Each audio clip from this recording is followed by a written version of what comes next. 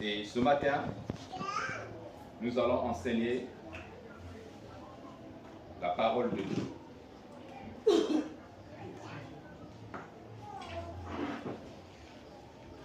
Je ne veux pas prêcher, mais je vais enseigner. Je vais enseigner la parole de Dieu. Alors, ce matin, il est question de Jésus.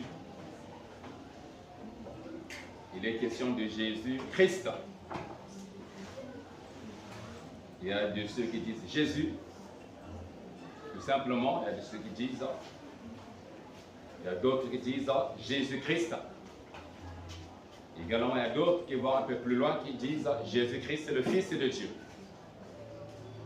Donc, si nous pouvons prendre toutes ces trois choses, nous dirons qu'aujourd'hui, il est question de Jésus-Christ, le Fils de Dieu. Il n'y a pas autre chose à prêcher que Jésus-Christ. Il n'y a pas autre nom à glorifier que Jésus-Christ. Il n'y a pas autre nom à valoriser que Jésus-Christ. Il n'y a pas autre chose à vous donner que Jésus-Christ.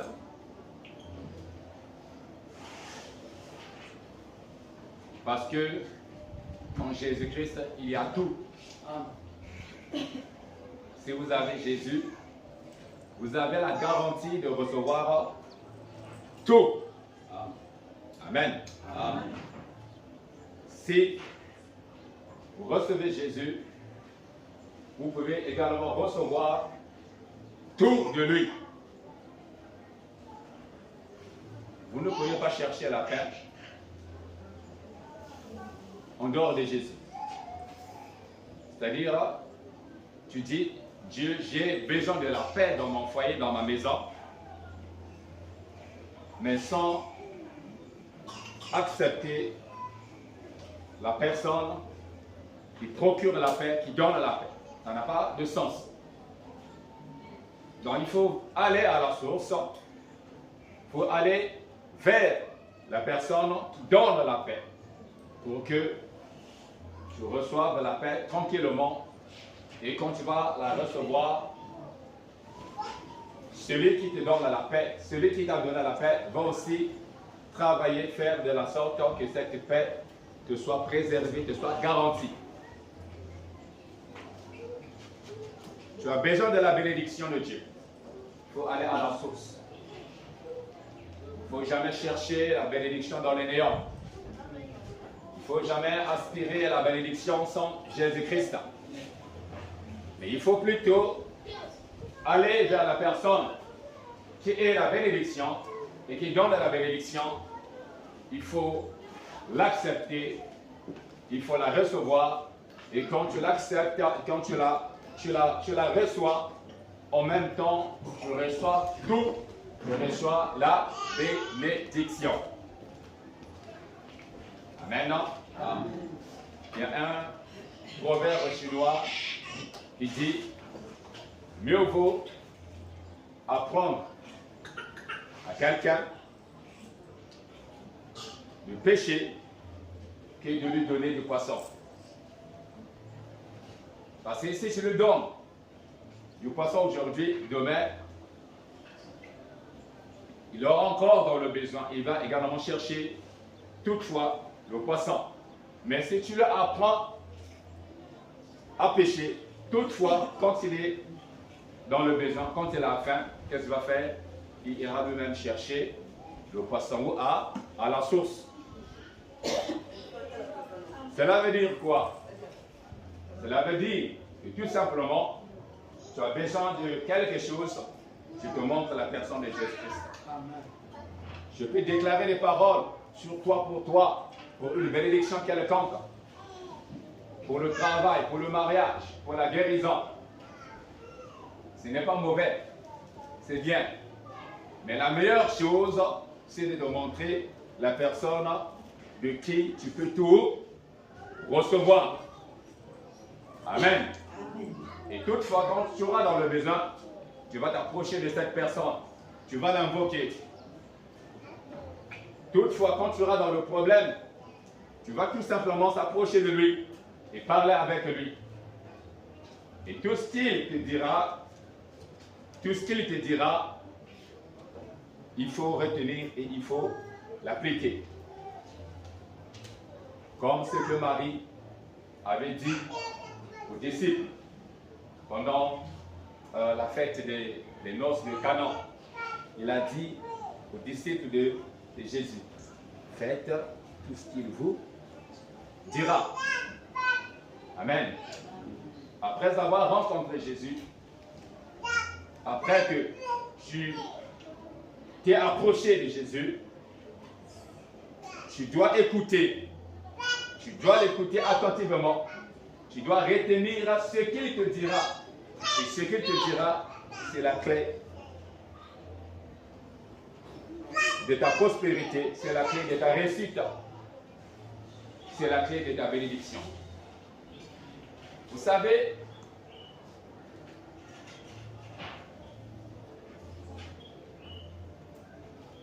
tu peux chercher le travail, tu peux chercher le mariage, tu peux chercher la paix dans ton foyer et tu t'approches de Jésus pour lui soumettre ton problème, pour lui soumettre ta bienveillance. Mais il ne faut pas toujours s'attendre que Jésus te dise ou qu'il te dise oui, je te donne la paix, ou je te donne le travail, je te donne le foyer, je te donne le mariage, je te donne le voyage. Il peut te demander de faire quelque chose qui n'est pas directement lié à ton besoin. Il peut te demander, par exemple, sers-moi. Il connaît ton besoin. Tu as prié, tu as jeûné, tu t'es approché de Dieu. Tu lui as dit, Seigneur, moi j'ai besoin de ceci. Mais la réponse de Dieu n'est pas forcément qu'il te dise, qu'il te réponde, je te donne le travail. Il faudrait te dire, sers-moi, c'est tout. C'est la manière que Dieu travaille. C'est la manière que Dieu travaille. Il peut même vouloir te dire,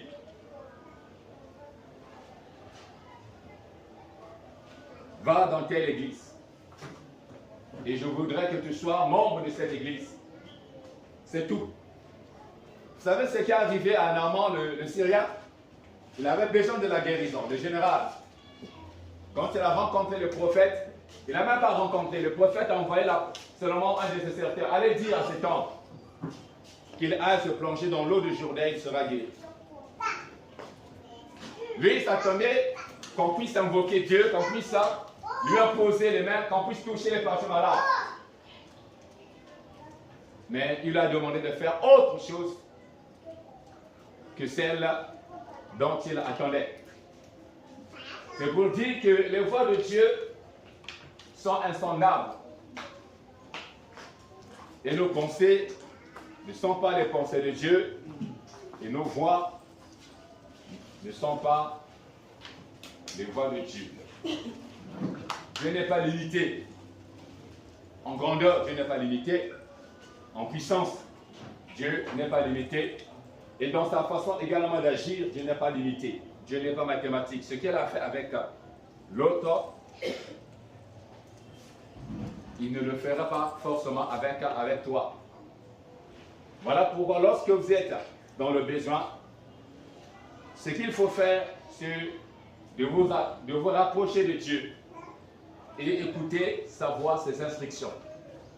Être en intimité avec Dieu. Ce n'est pas toutefois être obligé de jeûner 40 jours, de jeûner une semaine pour avoir la réponse de Dieu. Ce n'est pas une obligation. Pour ton cas, tu as peut-être entendu un témoignage que quelqu'un a été guéri parce qu'elle a fait ceci. Il a fait cela. Mais toi, pour ta guérison, le Seigneur n'est pas obligé de faire comme ce qu'il a fait dans la vie de l'autre. Amen. Amen. Quand Jésus guérissait les aveugles, il utilisait plusieurs manières. Il y a des aveugles qui ont été guéris par une simple parole. Il y a d'autres qui ont été guéris parce qu'il a touché les yeux. Il y a d'autres qui ont été guéris parce qu'il a appliqué la boue. Il y a d'autres également qui ont été guéris parce qu'il a appliqué la salive. Et vous voyez, mais tous avaient la même maladie, le même problème. Mais la façon d'intervenir était différente dans le cas de tout un chacun. Cela veut dire aussi que la façon d'intervenir de Dieu dans ta vie est différente. Voilà pourquoi il faut avoir la foi en Dieu et en lui et en sa parole. Parce que c'est lui seul qui connaît parfaitement ce qu'il te faut et il connaît comment il peut agir en ta faveur. Amen. Amen. Que le Seigneur soit béni. Alors ce matin, je vais demander à quelqu'un d'écouter attentivement la parole du Seigneur. Parce que c'est par cette parole que le Seigneur va t'apporter une révélation. Dispose ton cœur à écouter la parole de Dieu. Et je vais également demander quelqu'un qui va de temps à autre lire la parole du Seigneur quand je vais communiquer des références. Ou je peux communiquer à l'avance.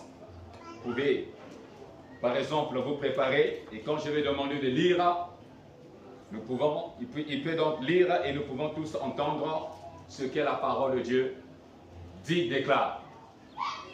Alors nous avons commencé notre séminaire depuis le mercredi qui a pour thème « Répondez-vous et croyez à l'évangile de Dieu ». Dans notre version, il est dit « Répondez-vous et croyez à la bonne nouvelle ». En fait, l'évangile, c'est la bonne nouvelle. La bonne nouvelle, c'est la parole de Dieu. Et la parole de Dieu, c'est Jésus-Christ. Voilà pourquoi lorsqu'il s'agit de la parole de Dieu, on ne peut pas dissocier cette parole de Jésus-Christ. Amen. Amen. Alors, nous avons dit pendant le jour précédent que l'évangile, c'est la puissance de Dieu pour le salut de quiconque croit. Du juif, premièrement, puis du grec. Amen. Amen. L'évangile, c'est la puissance de Dieu pour le salut de quiconque croit. Du juif, premièrement, et du grec. Nous avions dit que le juif, c'est l'image du chrétien. Et le grec, c'est l'image du païen. Et nous avons dit que tous les deux, que ce soit le juif, que ce soit le grec, tous les deux ont besoin de l'évangile de Dieu. Que ce soit le chrétien, que ce soit le païen, que ce soit quelqu'un qui n'a pas encore donné sa vie à Christ, que ce soit quelqu'un qui a déjà donné sa vie à Christ, qui est chrétien, alors les deux personnes ont besoin de l'évangile de Dieu. Nous avons tous besoin de l'évangile de Dieu. Personne ne exclut. Ce n'est pas pour autant dire que je suis chrétien depuis plusieurs années et que je connais la parole de Dieu et que je médite la parole de Dieu et que je connais tout de la parole de Dieu et que je n'ai plus besoin de la parole de Dieu. Non, tu as toujours besoin de la parole de Dieu. Amen. Parce que le chemin de Dieu est un processus. Le salut est un processus.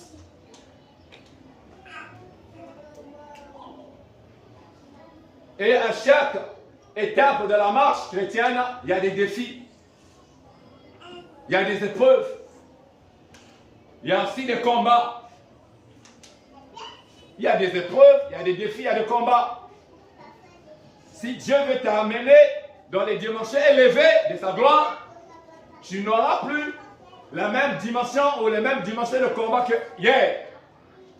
Ça doit changer de taille. Alléluia. Amen. Et donc, pour que tu puisses vaincre l'ennemi, pour recevoir les stratégies de Dieu pour combattre l'ennemi, tu as besoin de la parole de Dieu. Alléluia. Amen. Même un serviteur de Dieu, un homme de Dieu, qui fait des miracles, qui opère des miracles, et à qui Dieu parle toutefois, lui aussi il a besoin de la parole de Dieu. Parce que négliger la parole de Dieu, mettre de côté la parole de Dieu, c'est négliger Dieu lui-même, c'est mettre de côté Jésus lui-même. Alors si tu mets de côté Jésus lui-même, cela veut dire que tu es perdant. Tu es nul. Tu es zéro. Il n'y a rien. Or, aujourd'hui, même des chrétiens négligent la parole de Dieu. Nombreux négligent l'évangile de Dieu. Ils se disent, en toute façon, ce sont des choses écrites par les hommes. Il y a de ceux même qui contredisent la parole de Dieu. Vous dire, non, il y a des erreurs, il y a des fautes. C'est la fausseté, il y a des faussetés. Mais une chose est sûre, même pour moi-même, je l'ai expérimenté. La parole de Dieu n'est pas charnelle, n'est pas naturelle, elle est spirituelle, elle vient de Dieu. Parce que cette parole a changé ma vie. Amen. Amen. Si vous me voyez aujourd'hui, ce que je suis, c'est à cause de la parole. C'est grâce à la parole. Amen. Amen. Il n'y a pas quelqu'un qui soit appelé par le Seigneur. Il n'y a pas quelqu'un qui soit appelé par le Seigneur. À qui Dieu a prévu travailler avec lui, qui nous pourrait passer par les épreuves, par les difficultés, par l'humiliation, par le brisement.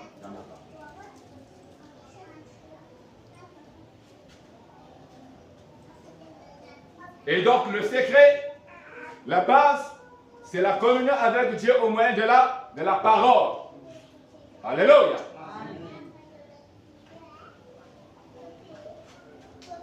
L'évangile de Dieu, la parole de Dieu, c'est la puissance de Dieu pour le salut de quiconque croit. Que ce soit le chrétien qui doit poursuivre son salut, il est dit, fructifiez votre salut. Et cette parole est toujours d'actualité pour notre temps. Ne te dis pas que non, j'ai accepté Christ et j'ai reçu le salut et j'ai la vie éternelle et que tout se termine là. Non. Il faut poursuivre le salut. C'est un processus. Il faut fructifier le salut. Il est dit, fructifiez votre salut. Sinon que on ne devait pas dire que celui qui persévérera jusqu'à la fin sera sauvé. C'est un processus. Celui qui persévérera jusqu'à la fin sera sauvé. Oui, après avoir accepté Christ, après avoir reçu la parole de Dieu, l'évangile de Dieu, alors, tout ne se termine pas là. C'est un départ. Tu as eu une base, maintenant, qu'est-ce que tu fais? Il faut maintenant avancer. Il faut avancer avec Dieu. Il faut progresser. Il faut continuer. Il faut avancer. Celui qui n'avance pas dans la marche avec Dieu recule. Alléluia. Amen. Celui qui n'avance pas dans la marche avec Dieu recule. Et quand tu recules, c'est pour vivre la parole que l'apôtre Paul avait dit, nous ne sommes pas de ceux qui reculent, alléluia, pour se perdre, mais nous sommes de ceux qui avons la foi pour avancer pour le salut de notre âme. Alléluia. Amen.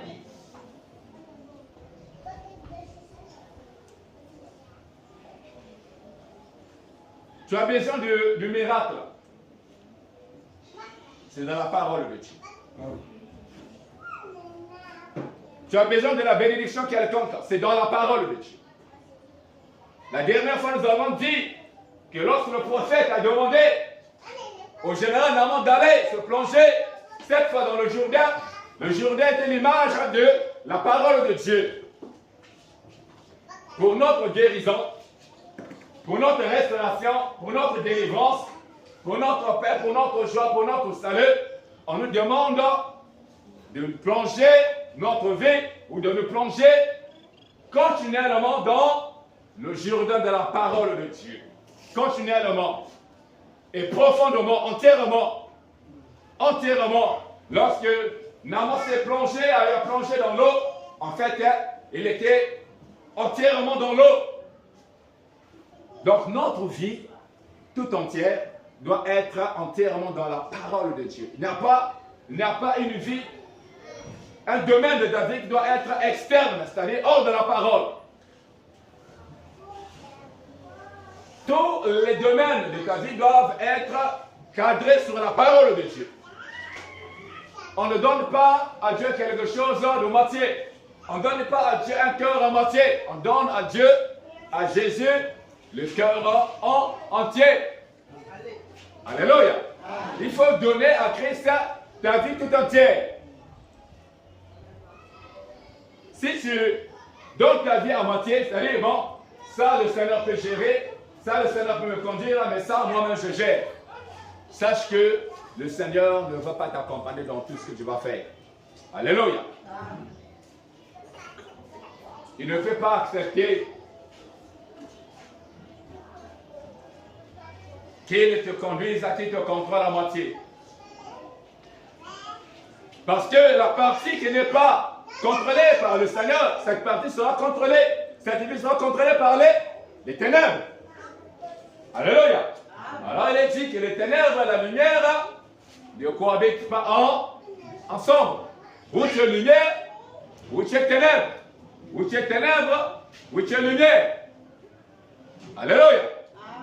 Si tu as Jésus, alors ton corps tout entier est dans la lumière. Si tu n'as pas Jésus, ta vie tout entière est dans les ténèbres. Alléluia.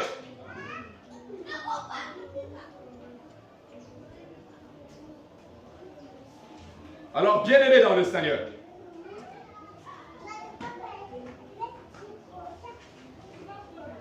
nous allons lire dans le livre de Marc, chapitre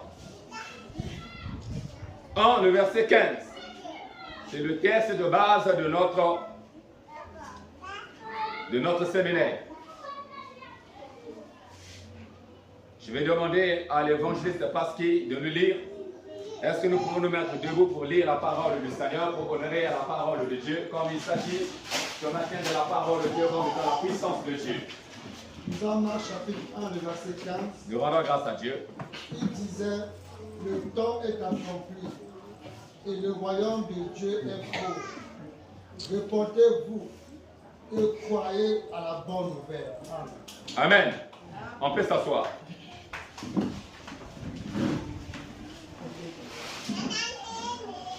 Alors il dit, répondez-vous et croyez à l'évangile de Dieu. L'évangile de Dieu, c'est la bonne nouvelle. Répondez-vous et croyez à l'évangile de Dieu.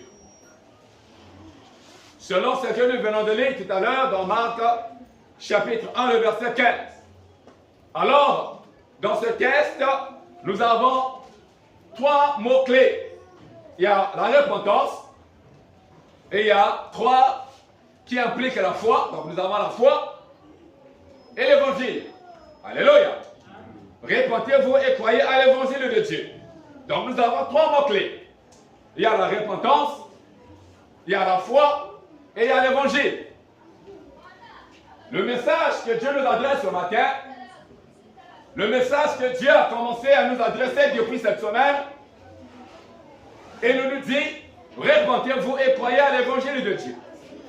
Ça, c'est le message de Dieu. Le message, c'est de Jésus-Christ. De la manière qu'il a déclaré à cette époque aux Juifs, de la même manière, Jésus-Christ nous déclare cette parole pour nous qui sommes là. Parce qu'il est dit autrefois que Dieu a parlé à nos pères par les prophètes. Mais à ces temps qui sont les derniers, Dieu nous a parlé par le Fils. Et le Fils, c'est Jésus-Christ. Alléluia. Il est la parole de Dieu. Pourquoi il est la parole de Dieu? Parce que Dieu nous parle par lui. Jésus-Christ est la parole de Dieu parce que Dieu nous parle par lui. Alléluia. Alors, qu'est-ce que la repentance? La repentance, ça c'est le changement de vie. Le changement de vie. La repentance, c'est le changement de pensée. Nous devons changer notre mode de vie. Lorsqu'on dit changement de vie, c'est un changement de vie conforme à la parole de Dieu. Un changement de pensée conforme à la volonté de Dieu. Quelqu'un peut bien changer, mais en mal. Alléluia. Quelqu'un peut bien changer, mais en se ralliant aux doctrines des hommes ou à la tradition des hommes. Il ne s'agit pas de ce changement. Il s'agit d'un changement équivaut à la volonté de Dieu et à la parole de Dieu. Ce que la parole nous révèle, ce que la parole nous déclare, ce que la parole nous dit, c'est à ce à quoi nous devons nous conformer.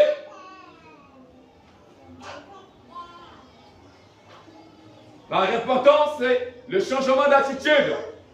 Notre façon de voir les choses, notre façon de percevoir Dieu doit changer, doit s'améliorer. Il y a de ceux qui ont une idée ou une vision précaire de Dieu. Une vision précaire, une vision embryonnaire de Dieu.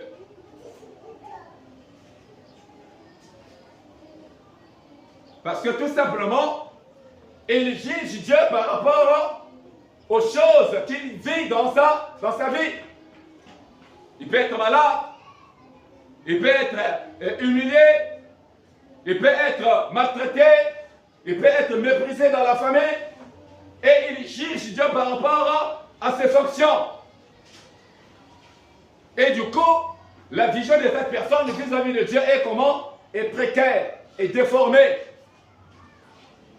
Sa vision vis-à-vis de Dieu n'est pas conforme à la parole de Dieu. Lorsque tu vois, tu lis, tu reçois la parole de Dieu, tu vas te rendre compte que ce que tu penses de Dieu est différente, tellement différente, largement différente de ce que tu vis. C'est là où les gens disent, mais Dieu ne m'aime pas.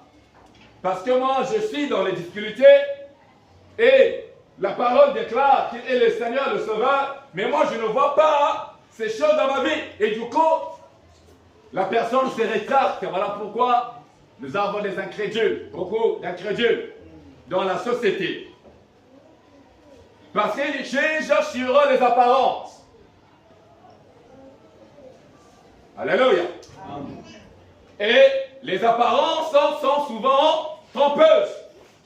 Les apparences sont trompeuses.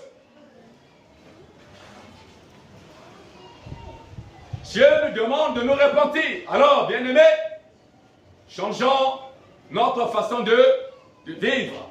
Changeons notre façon de réfléchir. Changeons notre façon de marcher. Changeons notre mentalité. Changeons notre mode de vie qui sera conforme à la parole de Dieu, à la volonté de Dieu.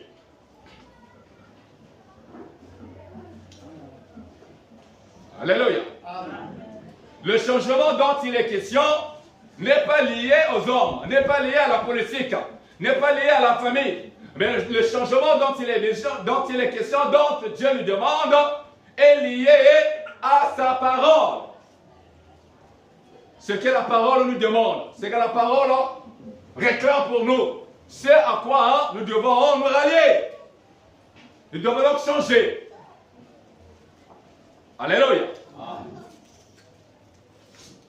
Donc c'est un changement pour nous conformer à la pensée de Dieu, à la volonté de Dieu et à la parole de Dieu. C'est ça. Qu'est-ce que tu demandes? La prière. Alors si je ne prie pas, que faut-il faire? Alors je dois me repentir et commencer à vaquer à la prière. Si Dieu, la parole, demande la sainteté, nul ne verra le Seigneur s'il ne marche dans la voie de la sainteté. Que faut-il faire? Je me réponds, alors je cherche la sanctification, je poursuis la sanctification, la sainteté. Si le Seigneur me demande de mettre la paix au milieu de moi, tout autour de moi, alors qu'est-ce que je dois faire? Eh bien, je dois maintenant commencer à créer l'atmosphère de paix autour de moi. Frère, sœur, il y a des problèmes que tu as dans ta vie. Parce que tu n'arrives pas à pardonner, on t'a fait du mal. Parce que tu es comme en fait un instrument que le diable utilise pour déstabiliser les choses dans la famille, pour diviser. Voilà pourquoi certaines choses ne marchent pas dans ta vie. Le diable t'utilise. Tu es en train de ranger la famille, de détruire la famille par ta façon de parler, ta façon de dire, de raconter. Et les choses ont bloqué. Tu peux crier à Dieu, rien ne se passera. Parce que notre Dieu est un Dieu de paix. C'est un Dieu de réconciliation. Il n'aime pas la division. Il ne peut pas t'encourager dans la division, continuer à diviser les membres de ta famille par le mensonge. Tu dis une chose à l'autre, tu dis une autre chose à une autre personne. Et il y a la contradiction. C'est pas bien. Il faut te repentir, frère ou soeur. Si tu es dans de telles pratiques, c'est un péché qui peut détruire ta vie. Alors, il est question de la repentance. Il y a deux formes de repentance. Il y a la repentance de base, il y a la repentance de base ou la repentance de position. Cette repentance consiste à donner sa vie à Christ. Après avoir abandonné le mal, après avoir reçu la parole de Dieu, il dit non, le diable aussi m'a beaucoup servi pendant plusieurs années, je n'ai rien gagné. Non, je change, là maintenant je vais à Dieu. Tu abandonnes le mal, tu te tournes vers Dieu pour obéir à sa voix. Ça c'est la repentance de base ou de position. Alléluia. Ça se fait qu'une seule fois. Après avoir donné ta vie à Christ, alors que faut-il faire par la suite? Il faut marcher. Il faut suivre le Seigneur. Il faut marcher avec le Seigneur. Il faut le servir jusqu'à la fin de ta vie sur terre. Alléluia. Il y a aussi une autre forme de repentance. C'est la repentance de progression, de continuité. Alléluia. Parce qu'il est dit dans la prière de notre Père, pardonne-nous nos offenses, comme nous pardonnons aussi à ceux qui nous ont offensés. Cette prière, normalement, est une prière quotidienne. C'est-à-dire les éléments qui sont incorporés, nous devons en fait les faire en mention tous les jours. Demander sa volonté, demander son règne, demander le Père, pardonner à nos ennemis. Amen. Cela veut dire quoi? Cela veut dire que toutefois que le Saint-Esprit nous montre quelque chose qui ne cadre pas avec sa volonté, que devons-nous faire? Nous devons donc nous repentir et continuer la marche. Alléluia. Voilà pourquoi on appelle cela la repentance de continuité. On ne pêche pas seulement en acte, on pêche aussi en pensée, on pêche aussi en parole. Alléluia. Mais qui connaît les pensées de nous autres? Dieu connaît les pensées de l'homme. Elles ne sont que vanité. Alléluia. Tu peux pécher par pensée. Donc tu as besoin également de la repentance. C'est le Saint-Esprit qui dit non, tu as mal pensé. Il y a des moments qui m'arrivaient où je me revoltais contre Dieu, en pensée. Dieu, c'est bizarre, c'est trop difficile. Plusieurs fois, je me dis, ah, mais ce que Dieu m'a demandé, je n'arrive pas. Mais qu'est-ce qui a choisi, qu'est-ce qui a poussé Dieu à me choisir? Je suis tellement faible, je fais ceci, je n'arrive pas. Je fais ceci, ça n'arrive pas. Je prie, je multiplie les prières, les nuits, les prières, les jeûnes. Mais cette façon de penser m'a conduit à me révéler contre Dieu et dire, mais Dieu aussi, vraiment, je ne sais pas quel est chef dans ma vie. Et je prie aussi, au lieu qu'il me réponde, il ne répond pas. Alléluia. Et sans pourtant le savoir, que j'étais en train de pécher contre Dieu. Alléluia. Et quand le Saint-Esprit m'en a révélé, je me suis repenti, j'ai demandé pardon à Dieu. On peut pécher par mauvaise attitude. Alléluia. On peut pécher par mauvaise attitude. Par mauvaise attitude. Même l'incrédulité est un péché viral. L'incrédulité, le fait de ne pas croire en Dieu tel qu'il est, comme ce qu'il t'a dit, c'est un péché qui peut te détruire. Parce que ce qui a fait tomber les Israélites à travers le désert, c'est l'incrédulité. Ils ont vu les miracles autrefois en Égypte, mais arrivés dans le désert, ils ont oublié l'incrédulité. Donc c'est comme si Dieu s'était fatigué à agir en leur faveur. C'est comme si Dieu n'était plus capable d'agir. Et c'est la même manière que nous nous comportons. On a vu le miracle de Dieu hier, de Jésus, est arrivé quelque part. Il semble que tout ne marche plus. Et l'incrédulité nous assaillit, l'incrédulité nous environne. Et nous commençons à perdre foi, à dire non, certainement que Dieu ne m'entend plus, certainement que Dieu ne m'écoute plus. Non, il y a des choses, bien aimés, c'est l'école de Dieu, c'est la formation, c'est les épreuves. Je veux voir ton attitude, ton attitude. Je veux voir ton attitude. Comment tu vas te manifester? Tu pries, rien. Il ne répond pas. Tu demandes, il ne donne pas. Mais tu regardes, il dit non, je vais voir jusqu'à où il va arriver. C'est comme cette femme qui poursuivait Jésus, il dit, ma fille est malade et elle est tourmentée par un démon. Je te prie de la guérir. Jésus dit, je ne peux pas donner le pain aux étrangers, aux chiens, aux petits chiens. Mais après avoir persévéré, même les apôtres ont dit, mais cette femme lui casse la tête, renvoie-la, donc donne-la ce qu'elle désire, elle est fatiguée. Jésus n'a pas réagi. Jusqu'au moment favorable, cette femme ne faisait qu'elle suivre Jésus. Qu'elle a dit, je ne peux pas donner le pain des enfants aux petits chiens. Elle a dit, Seigneur, donne-moi seulement les miettes qui tombent sur la table des enfants. Même les miettes seulement. Si j'ai des miettes, pour moi ça suffit. Il vous l'a dit, même s'il ne me donne pas la grâce qu'il nous faut, la grâce dans toute sa mesure, donne-moi seulement une portion de grâce. Cette portion de grâce agira en faveur de ma fille, elle sera guérie. Alléluia. Et il a dit, femme, ta foi est grande, va, ton enfant est guéri. Vous voyez que la parole de Jésus est puissante. Il a dit à cette femme, va, il n'a pas prié. Il n'a pas prié, il n'a pas invoqué Dieu. Il a seulement dit, vas-y, ta fille est guérie. Est-ce qu'on peut réaliser la puissance de Dieu par sa parole? Est-ce qu'on peut réaliser la grandeur de Dieu par sa parole? Et rassurez-vous, il y avait des kilomètres entre là où la femme était avec Jésus et la fille.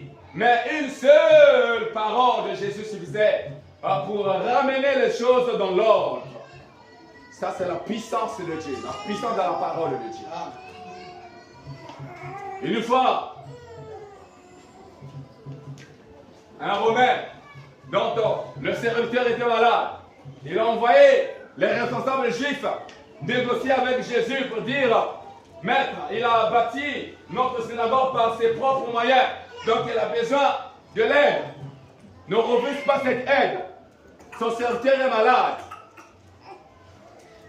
Il faut que tu ailles chez lui pour prier pour ce serviteur. Mais à un moment donné, il a encore envoyé des gens pour dire à Jésus: Seigneur, ne te tourmente pas. Moi, je suis centenaire. J'ai des militaires, des soldats sous mon nom. Quand je dis à l'un, fais ceci, il le fait à l'autre. Va, il va. Mais toi, tu es le Seigneur. Dis seulement un mot. C'est pas la peine de te déplacer. Dis seulement un mot et mon serviteur sera guéri. Jésus se mettait à se déplacer pour aller chez lui. Mais automatiquement, il envoie encore des enfants, des hommes pour dire: non, c'est pas la peine, ne te déplace pas. Dis seulement un mot. Jésus a dit: même en Israël, je n'ai pas vu telle fois. Amen. Parce que quoi? Il n'a pas limité Dieu. Pendant que les Juifs limitaient Jésus, dans les miracles, dans les actions, ils limitaient Jésus. Mais lui, il a dit: non.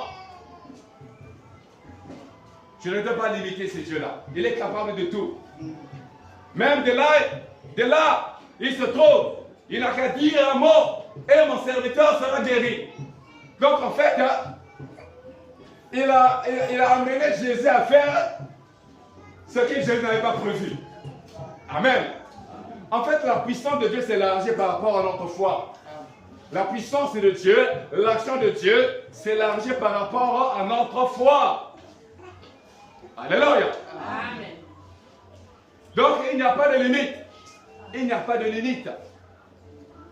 Donc, il ne faut pas dire, pour mon cas, il faudra que seulement le pasteur impose les mains sur moi. Il ne faut pas dire que pour mon cas, il faut que je puisse seulement jeûner pour prier. Il ne faut pas dire pour mon cas, il faut que je puisse apporter les offrandes. Non. Ne limite pas Dieu. Alléluia. Plutôt, entre dans la révélation de la parole de Dieu. Ce que Dieu te dira, c'est ce que tu vas faire. Alléluia. La foi est une ferme assurance sur les déclarations de la parole de Dieu. Quand il y a la repentance, il y a la foi. La foi est une ferme assurance sur les déclarations de la parole de Dieu. La foi, en fait, c'est quoi? La foi, c'est avoir une ferme assurance sur ce que Dieu t'a dit, sur ce que Dieu t'a déclaré, ou sur les promesses de Dieu. Tu dois avoir une ferme assurance. C'est-à-dire ce que Dieu a dit, ce que Dieu a déclaré, c'est ça. Et tu t'attaches à ça. C'est ça la foi. Alléluia. Le fondement de la foi, c'est la parole de Dieu. Le fondement de la foi, c'est la parole de Dieu. Les déclarations de Dieu. Ce que Dieu a déclaré. Ce que Dieu a libéré. Les promesses que Dieu a déclarées. Notre foi doit se baser sur les déclarations de Dieu. C'est ça la foi. Nous devons avoir une ferme assurance sur les déclarations de la parole de Dieu. Si Dieu a dit, si Jésus a dit, si la parole dit que mon juste vivra par la foi, alors bien aimé, que peut-il faire? Il faut avoir également foi en cette parole, même si je ne vois pas, mais ce que Dieu m'a demandé de faire, je le fais. Amen. Mon juste vivra par la foi. Il y a des choses, il ne faut pas attendre que tu voies pour agir, pour croire, non. Il faut croire et tu verras par la suite. C'est ça la foi. Par rapport à quoi? Par rapport non pas à ce que les hommes disent, mais par rapport à ce que Dieu a déclaré dans sa parole. Alléluia. C'est la foi. La foi a pour fondement la parole de Dieu. Et dans la parole de Dieu, il y a le logos, il y a le réma. Ce que Dieu pourrait te révéler, bien-aimé, attache-toi à cela. Attache-toi à cette parole. Ça va accomplir, produire des miracles, parce que c'est la parole de Dieu. Le logos, c'est ce que nous connaissons, qui est écrit. Tu es en train de lire la parole, tu vois les promesses qui est écrite sur le noir et blanc, que par les métassures de Jésus nous avons été guéris. Tu peux prendre cette promesse de Dieu comme argent comptant pour toi et vivre le miracle de Dieu. Alléluia. Amen. Il y a aussi le réma, c'est-à-dire une parole que Dieu te révèle tout personnellement à toi. Cette parole, parfois, n'est pas dans la Bible comme telle. C'est-à-dire, ce n'est pas une parole qui est dans la Bible comme telle. Par exemple, Dieu peut te dire, l'année prochaine, en 2025, tu vas voyager. Alléluia. Dieu peut te révéler. C'est-à-dire, tu es en train de lire la parole, Dieu te révèle cette pensée, cette parole. Et toi-même, tu es conscient que c'est Dieu qui te parle. Ça, c'est ce qu'on appelle le réma, une parole révélée, c'est une promesse révélée. Alors que faut-il faire? Il faut s'attacher à cette parole. Alléluia. Amen. Donc, nous avons trois mots. La repentance, la foi et l'évangile. Alors, nous allons terminer par l'évangile. Nous avons déjà dit que l'évangile, c'est la bonne nouvelle. La bonne nouvelle de la part de Dieu. La bonne nouvelle du salut. La bonne nouvelle de notre réconciliation avec Dieu. Parce qu'autrefois, après avoir péché,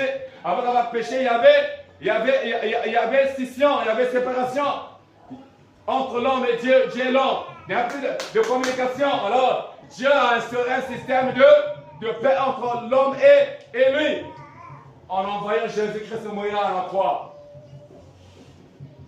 C'est ça la bonne nouvelle du salut. Dieu a pardonné les péchés des hommes. C'est-à-dire le péché qui faisait muraille, obstacle entre nous et Dieu. La muraille de ce péché a été renversée. Donc nous pouvons aller vers Dieu. Dieu peut venir vers nous. Alléluia. Et cela est spirituellement. Cela est spirituellement. Cela veut dire que tu peux chercher Dieu et le trouver. Cela veut dire que tu peux être en communion avec Dieu. Cela veut dire que tu peux entendre la voix de Dieu, entendre Dieu te parler. Amen. Amen. C'est une grâce. C'est une grâce. Donc c'est la bonne nouvelle pour nous. Et il a encore dit que je vous donne la vie éternelle, que nous allons vivre éternellement avec Dieu dans le ciel. Comme a dit l'évangile, c'est parce qu'il est que le royaume de Dieu est en deux aspects.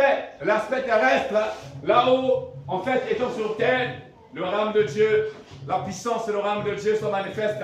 C'est-à-dire le fonctionnement du royaume de Dieu est sur la terre comme sur la terre.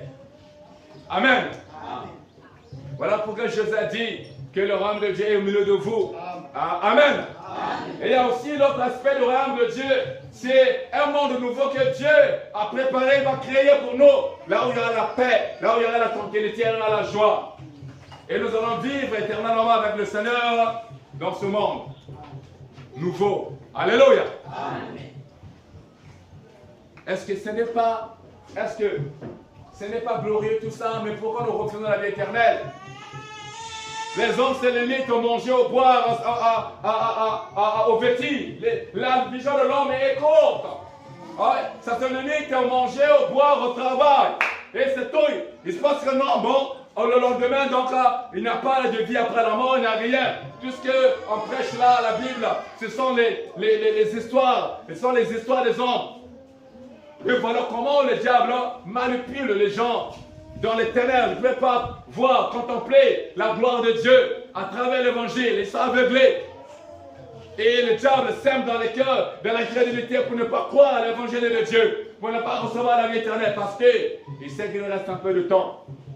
Il veut entraîner avec lui un grand nombre des gens, des personnes, des hommes et des femmes en enfer avec lui. Voilà pourquoi il travaille contre l'évangile. Il s'oppose contre l'évangile, contre ceux qui prêchent l'évangile. Alléluia. Alors, bien aimé dans le Seigneur,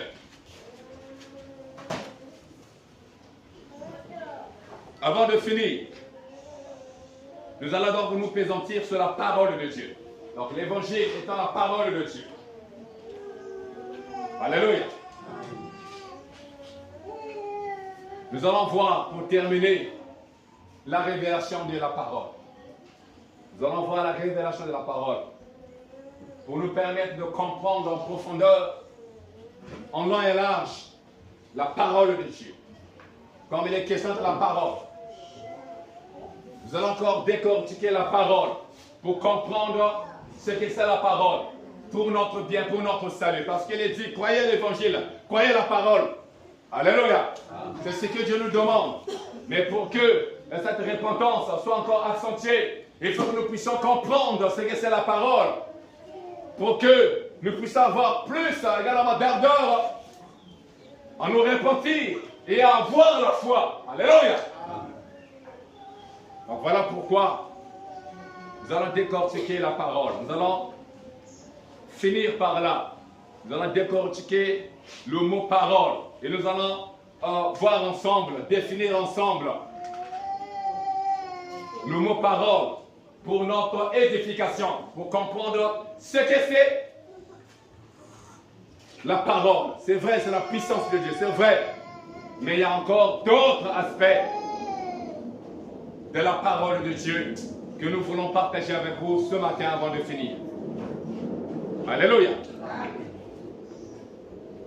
Alors je vais demander au frère, à l'évangile Pascal de le lire dans Romains chapitre 1er, verset 16.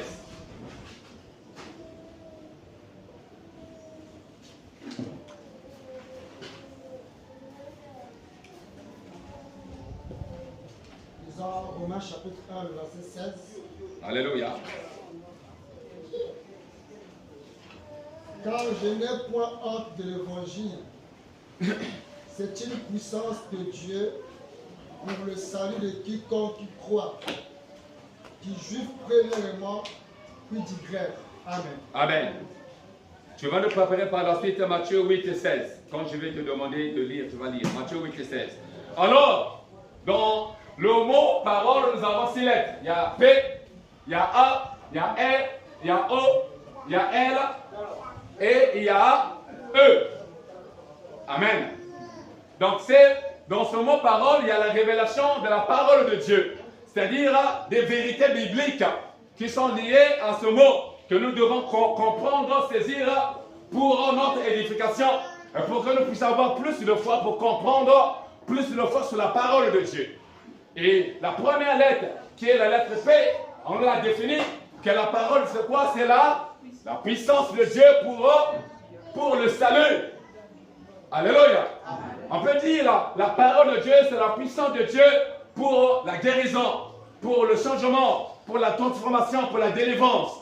Alléluia. C'est la puissance de Dieu. Donc il ne faut pas minimiser la parole de Dieu. Il ne faut pas minimiser la parole de Dieu. Il faut la lire, il faut la méditer, il faut l'appliquer. Normalement, c'est tout le jour que nous devons lire la parole de Dieu. Il y a la puissance dans la parole de Dieu. Ça change les cœurs, ça change les vies. Il y a des choses qui ne peuvent pas être anéanties par la prière dans nos vies. Il y a des choses qui ne peuvent pas nous quitter, qui ne peuvent pas nous quitter par la simple prière. Il faut que tu sois en communion avec la parole de Dieu. Le renouvellement de l'intelligence, bien aimé, pour le Saint-Esprit, renouvelle la sagesse en nous. Pour que la sagesse, l'intelligence soit amplifiée, il faut la parole de Dieu. C'est la puissance de Dieu qui transforme les vies. Alléluia. À travers le Saint-Esprit, par le Saint-Esprit. Lorsqu'on a donné notre vie à Christ, lorsqu'on s'est converti, qu'est-ce qui s'est passé? Parce qu'on a reçu la parole. Alléluia. Et avant, on ne croyait pas en Dieu. Avant, on ne priait pas. Mais ce jour, on a entendu la parole de Dieu. On a reçu cette parole. Et depuis ce jour, il y a eu quelque chose que Dieu est en train de faire dans nos cœurs, dans nos vies. Jusqu'à ce que de nous conduire de transformation en transformation. Alléluia. De délivrance en délivrance, de gloire en gloire. Par la parole. La parole est la puissance de Dieu. Ça change les cœurs. Alléluia. Ça change les vies. Ça transforme. Donc c'est la puissance de Dieu, bien-aimé. Il ne faut pas négliger la parole de Dieu. Il ne faut jamais négliger la parole de Dieu. Alléluia. Cette parole doit être dans notre cœur, doit habiter, demeurer dans notre cœur. Ça change les vies. Il y a des sécurités de bon Dieu ont été changées par la parole de Dieu. Il y a des femmes insoumises qui ont été transformées par la parole de Dieu. Il y a des bandits, des assassins qui ont été changés, transformés par la parole de Dieu. Il y a des colériques qui ont été changés, transformés par la parole de Dieu. Alléluia. Donc c'est la puissance qui peut transformer, changer le cœur de l'homme. Qui peut? Il n'y a rien qui peut changer le cœur de l'homme. Il n'y a rien dans ce monde, ni la philosophie, ni l'école, ni c'est pas quoi l'argent, ni les dogmes, ni la tradition. Rien ne peut changer le cœur de l'homme. Il n'y a que Dieu par sa parole qui peut changer. Alléluia. Nous allons lire dans Matthieu 8 et 16.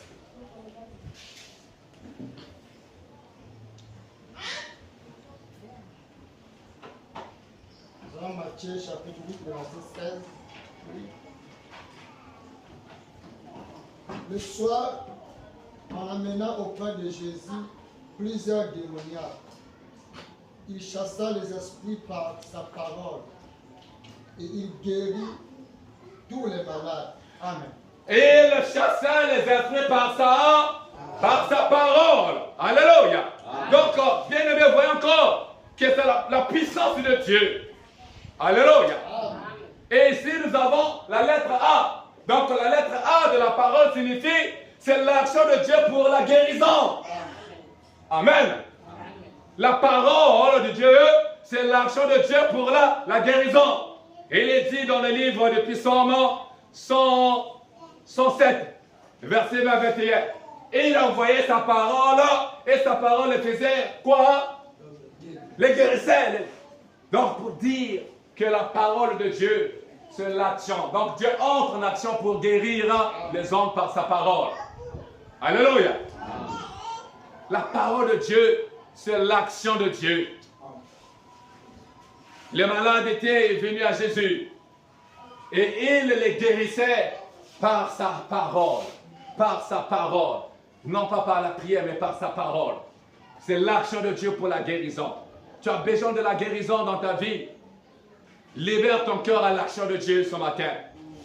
Alléluia. Amen. Et la lettre R.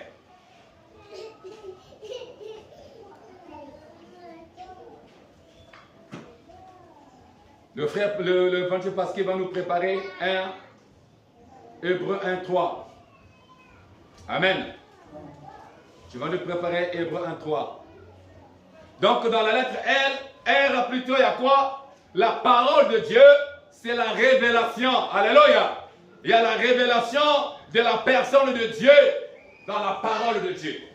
Ça veut dire quoi? C'est-à-dire, Dieu est esprit, on ne le voit pas. Alléluia. Mais il s'est révélé à l'humanité, il s'est révélé à l'humanité, il s'est révélé aux hommes, c'est-à-dire, il est apparu aux hommes, il s'est manifesté aux hommes. Sur quelle forme? Sur la forme de la parole. Alléluia. Nul ne peut comprendre, saisir Dieu. Alléluia. Nul ne peut saisir, comprendre Dieu. Avant, nul ne peut comprendre Dieu, nul ne peut saisir Dieu.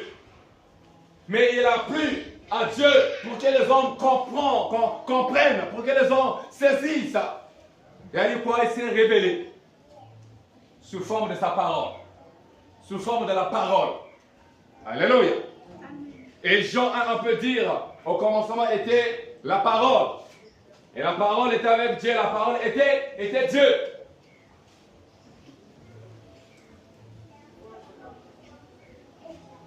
Comment on connaît Dieu? Comment tu connais Dieu? Tu ne l'as pas encore rencontré, tu n'as pas encore vu. Mais on le connaît par la révélation de ta parole. Alléluia.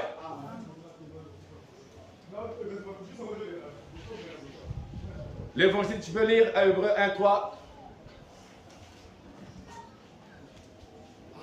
Et qui étant le reflet de sa gloire et l'empreinte de sa personne, et soutenant toutes choses par sa parole puissante, a fait la purification des péchés et s'est assis à la droite de la majesté divine dans le lieu très haut.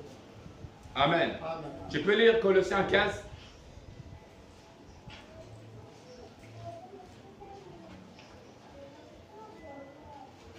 Chapitre 1. Oui.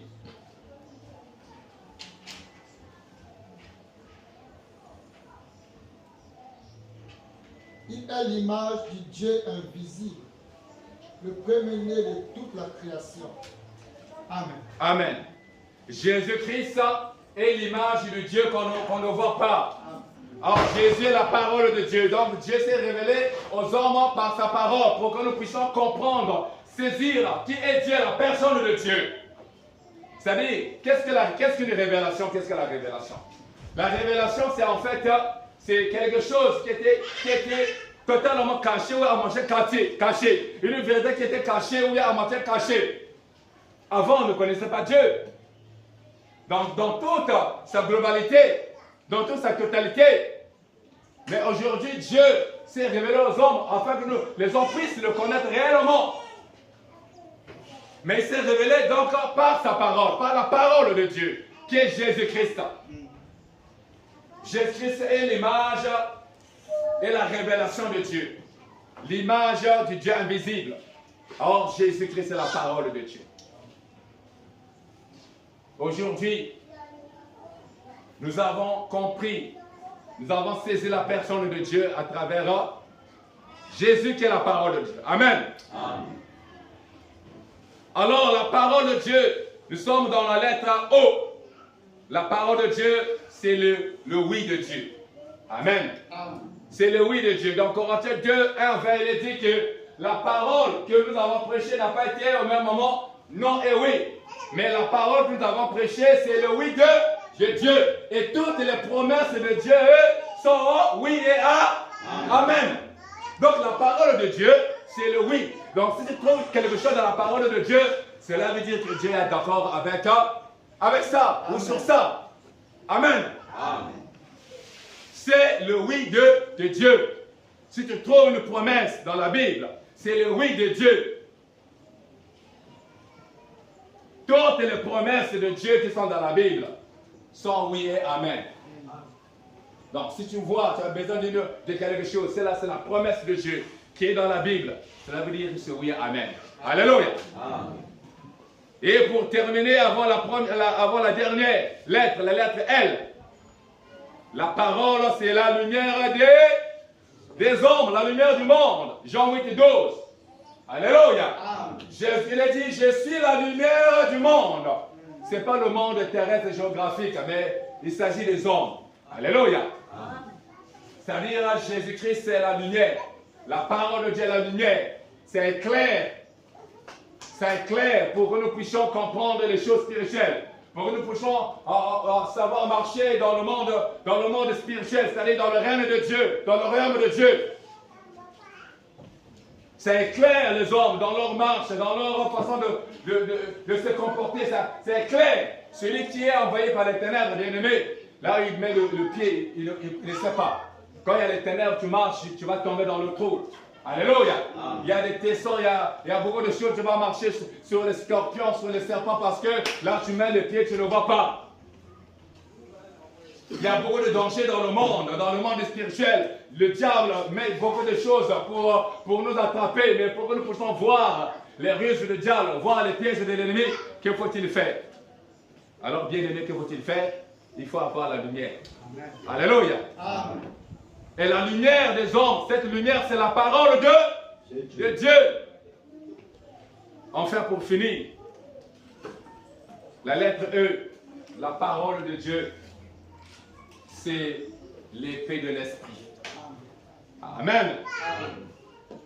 Donc, puisque nous avons défini bien-aimé, c'est la parole de Dieu. C'est le oui de Dieu. C'est l'action de Dieu pour la guérison. C'est la puissance de Dieu. C'est la lumière de Dieu. C'est le oui de Dieu. Toutes les promesses de Dieu sont oui. Amen. Si nous pouvons comprendre cela, bien-aimé, et appliquer cela, notre vie va changer. Amen. La parole de Dieu, c'est l'épée de l'esprit. Dans Ephésiens 6, 17, quand l'apôtre Paul est en train de parler de prendre l'armure pour le combat, il a parlé du casque, il a parlé de la cuirasse, il a parlé de la ceinture, il a parlé de souliers. Il est en train de définir chaque cas, donner la signification. Il a parlé du bouclier de la foi. Amen. Et il a dit à la fin, prenez aussi l'épée de l'esprit qui est la parole de Dieu. Donc il ne faut jamais minimiser la parole de Dieu, sans laquelle nous ne pouvons rien faire. Tout ce qu'on a défini, c'est la vérité de Dieu. Ce sont des choses spirituelles. Qu'est-ce que l'épée fait? Quel est le rôle de l'épée? Entre les mains d'un soldat, c'est pour combattre, c'est pour détruire, c'est pour combattre l'ennemi, c'est pour détruire l'ennemi. Alléluia. C'est pour également se protéger, c'est-à-dire c'est pour se défendre. Donc la parole de Dieu détruit les œuvres de ténèbres. Si nous pouvons utiliser cette parole, bien aimé, comme la puissance de Dieu, eh bien, nous allons détruire les œuvres du diable, les œuvres des ténèbres. Nous allons aussi contrecarrer les manœuvres du diable. Jésus a contrecarré le diable par quoi? Par la parole. Il est écrit, fais ceci. Jésus a répondu, il est aussi écrit que tu adoreras le Seigneur lui seul et tu le serviras lui seul. Voilà comment il a contrecarré. Il est dit que les armes avec lesquelles nous combattons ne sont pas charnelles. Elles sont puissantes pour renverser les forteresses. Alléluia. Donc quand tu pries, quand tu fais ce qu'on peut dire, les combats spirituels, c'est-à-dire tu es en train de te lever dans la prière pour renverser les œuvres des ténèbres, c'est, on utilise quoi là? La parole qui est l'épée de l'esprit. Quand tu envoies, ça va détruire toutes les œuvres des ténèbres. Alléluia. Amen. Donc il faut utiliser cette parole comme l'épée spirituelle. Pas comme ce qu'on voit ailleurs là avec le machette. Non, c'est pas ça. Le combat n'est pas charnel, le combat est spirituel. Amen. C'est parler, les déclarations, les paroles. Quand tu vas proclamer, sache que quand cette parole est libérée, ça va détruire le monde de ténèbres. Amen. Amen. Alors bien aimés, pour finir, repentons-nous et croyons à l'évangile de Dieu, à la parole de Dieu, parce que le royaume de Dieu est proche et Jésus-Christ revient bientôt. Amen. Amen. Devons donc nous repentir et croire à la parole de Dieu parce que le règne de Dieu est proche. Le règne de Dieu est proche et Jésus revient bientôt. Il vient avec une rétribution pour donner à chacun selon ce qu'est son œuvre. Que le Seigneur soit béni. Si nous pouvons acclamer le Seigneur. Est-ce qu'on peut acclamer le Seigneur?